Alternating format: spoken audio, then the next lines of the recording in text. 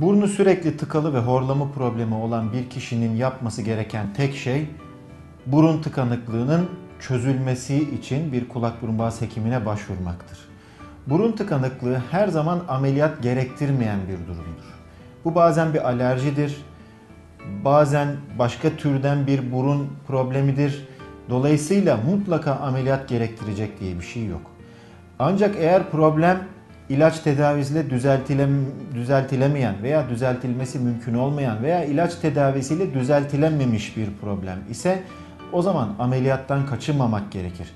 Çünkü burnu tıkalı ve devamlı horlayan insanlarda ileride en az yarısında uyku apnesi geliştiği ve uyku apnesinin çok ciddi sonuçlara neden olan bir hastalık olduğu akılda tutulmalıdır. Dolayısıyla burun tıkanıklığı, bununla birlikte bir horlama varsa önemsenmesi gereken bir durumdur.